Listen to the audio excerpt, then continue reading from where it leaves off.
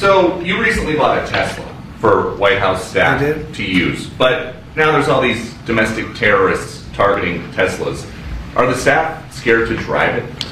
I don't think so. I haven't heard. They were complaining. I did buy one, and I let the staff use it. We have it parked conveniently, and one day we give it to Margot, one day we give it to Chamberlain.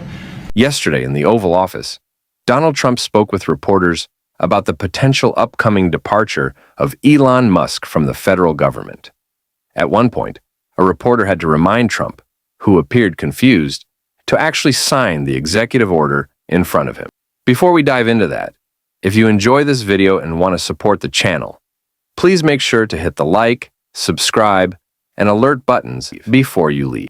In theory, Elon Musk can only serve as a special government employee for 130 days, as that is the law and the clock is ticking. During a conversation with reporters in the Oval Office, much of the discussion centered on Musk's imminent departure and the potential end of his partnership with Trump, at least in its current form. Of course, with these two figures, you can never be entirely sure what laws they might break or how they could attempt to circumvent such limits. Nonetheless, it's worth discussing and hearing what Trump had to say. We'll play the clips and break it down together. So you recently bought a Tesla for White House staff to use, but now there's all these domestic terrorists targeting Teslas. Are the staff scared to drive it? I don't think so. I haven't heard. They were complaining. I did buy one, and I let the staff use it. We have it parked conveniently, and one day we give it to Margot, one day we give it to Chamberlain, give it to Natalie, we give it to everybody around, give it to Dan Scavino, but he's got so much money it doesn't matter. But they love the car, and it's a great car, and it's made here, and it's made in the country. He's got a tremendous plant now in Texas, and he has one in California. Does a lot of his work here, and he's been really unfairly treated, in my opinion. I travel. Hey, Yeah. there's this other story. That's Trump signing the executive order I mentioned earlier. And by the way, the walking red flag next to him is Kid Rock. So once again, we see a visibly confused Trump being reminded of the actual responsibilities of government, like signing documents and doing the work of the administration, rather than just talking to the press, which Trump clearly enjoys. Although I'd argue he's not very good at that either. He talks a lot, but doesn't offer much substance. It's a bit funny, like, hey, don't you need to actually do your job and sign that thing? Oh, right, sorry about that. It's interesting to think about what would happen if Biden did that. Now, let's dive into some of the clips about Elon Musk. There are about 2, 3, or 4 of them. He's got, despite the way he's been treated, so he's an American patriot, but the way he's been treated with Tesla is just terrible.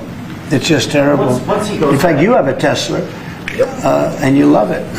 You love it. He was saying before he bought a Tesla, he loved it. A lot of people are buying Teslas, I think, and I hope they are. He should not be treated that way. He's done an incredible service to our country. But once he goes back, is Doge going to keep operating? It seems like Trump is speaking out of both sides of his mouth. On one hand, he's saying that Elon Musk definitely needs to leave and get back to his company.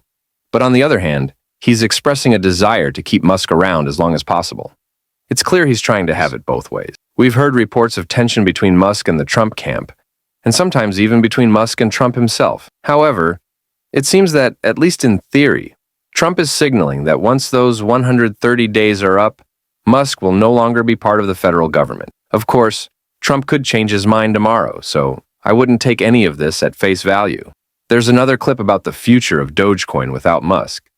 But I'll also point out that when Trump says he's found numbers that nobody can believe, it's likely because he's lying. There's no evidence to back up the claim that Musk and Dogecoin have saved the government $400 billion. We've covered this before, and others have too. Multiple fact-checking articles and investigative reports have debunked these claims, and most of them have been proven to be inaccurate. For example, they've tried to take credit for eliminating a particular contract, but inflated its value. The most viral example was their claim to have eliminated an $8 billion contract when, in reality, it was only $8 million, orders of magnitude off. This is just part of the circus that surrounds Dogecoin. On the merits, it's been a complete failure. Speaking of Dogecoin, Trump was asked about its future without Musk. But once he goes back, is Doge going to keep operating even without Elon here? Well, I can't tell you that. I can say this, that a lot of the people that are working with Doge are the secretaries and, the heads of the various agencies. and they've learned a lot, and they're dealing with the Doge people. I think some of them may try and keep the Doge people with them, but at a certain point, I think it will end. But they have also. It seems like Trump is becoming aware of how politically vulnerable the Republicans are because of Dogecoin. Dogecoin isn't polling well. The theoretical idea of cutting waste, fraud, and abuse is very popular and has broad bipartisan support. But in reality, Dogecoin is highly unpopular. The American people have witnessed the incompetence, cruelty, and unpredictability of it all, especially with its invasions into sensitive areas like privacy, treasury systems, and social security. Americans don't trust Dogecoin in practice, and they certainly don't like Elon Musk. He's becoming increasingly unpopular, even among Republicans. This seems to signal that Trump recognizes Dogecoin has been a failure, but it has also provided him with a kind of heat shield. He can now blame Musk for all the disastrous and foolish decisions related to Dogecoin, and shift the blame onto him. Trump could then ditch Musk, almost like boosters on a rocket, which SpaceX CEO Musk would understand. Just as boosters are discarded once a rocket reaches a certain altitude, Trump might plan to discard Musk once he's no longer needed. Here's another clip. Elon Musk's special government tenure is coming to an end, 130 days, I think another month. Yeah. Do you want him to stay longer, or is it time for him to go back to running his companies in your Well, I think he's amazing, but I also think he's got a big company to run, and so at some point he's going to be going back. He wants to. Did you want to keep him around? But, I'd keep him as long as I could keep him. He's a very talented guy. I love very smart people, and he's very smart, and he's done a good job. Doge is, we found numbers that nobody can even believe, like 400 billion, 500 billion. It could be close to $1 trillion by the time they end on different things. And he's led the charge, and you've seen a lot of his people. And these are people that joined up, I would say the high IQ people. I like high IQ people. And they've done a great job. No, at some point, Elon's going to want to go back to his company. I will say he's got, despite the way he's been treated, so he's an American patriot. Why does he keep saying Tesla? Yeah, Kid Rock. You have a Tesla, don't you? Tesla, it's Tesla, dumbass. Tesla. And no, Elon Musk has not been treated terribly. I mean, he's been treated the way he deserves now. Obviously, when it comes to acts of violence or vandalism or things of that nature, if you break the law, you deserve the consequences, right? Period. We forfeit our legal right to those sorts of, those particular acts, those sorts of acts of vigilantism. When we participate in a democratic republic, but protesting Tesla, rooting for Tesla to F, those things are totally American. You're voting with your wallet. The fact of the matter is, Elon Musk has been a belligerent, hostile, partisan figure. It's not just that he supported Trump.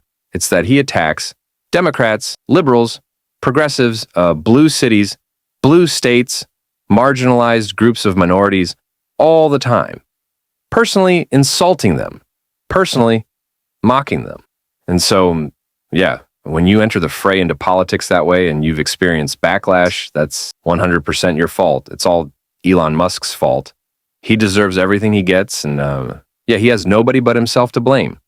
What they want is the right to say and do, and whatever they want, whenever they want, against people they dislike, and not have to deal with any of the consequences. That's what Donald Trump, Elon Musk, and most of the MAGA movement want the license to be as cruel and vicious and hyperarch. Because of that, you can't not buy my stuff. You can't not advertise on my social media site.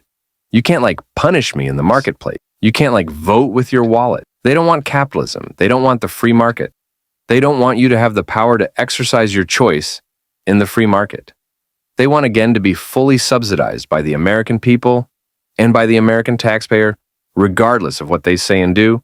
It's the most pathetic you've ever seen. But here's another clip. 2 or 3 days. Thank you very much, everybody. Thank you, press. Thank you, press. Headed out that door right there. Thanks, guys. Thanks, guys. Thanks, guys. Wait. Well, that was good. Okay, ready, everybody? Well, you better do well with this. He's going to do it. Make sure everything is nice and clean, right? For your Make America fun again. Because you're not in a clean industry. Hold that up. Okay? Thank you, everybody. Thank you. What's funny is that Peter Doocy from Fox News was trying to get Trump to appeal to people's empathy, like asking him to say that his staff is actually terrified due to domestic terrorists attacking Tesla. And honestly, some of the attacks on Tesla could be considered domestic terrorism, depending on the motive, especially if it's politically driven violence. But what Doocy was really trying to do was set Trump up to sound empathetic, like saying, yeah, my staff is scared for their lives. But Trump was too clueless to take the bait, responding with something like, nah, nobody cares. People will do whatever they want. Ridiculous. So, there you have it, folks. During this press conference, not only did we see a visibly confused Trump who had to be reminded by Peter Doocy to actually sign the executive order and do the work of governance, but we also saw Trump express more interest in a life without Elon Musk in government. Based on his current rhetoric, it looks like Musk's involvement with the federal government will likely end once his term as a special government employee, which is capped at 130 days, expires about another month from now. We'll see what happens before then. But given that Trump and Musk are both powerful figures with authoritarian tendencies and strong personalities, there's always a possibility they'll come up with a way to extend their partnership. However, it also seems like Trump may be tiring of Musk, especially with his growing unpopularity and the potential political damage Musk could bring. So, who knows what will happen next? But these are the first major public comments from Trump, indicating he might be considering life without Musk in the federal government, which I find pretty interesting. In the meantime, let me know what you think in the comments.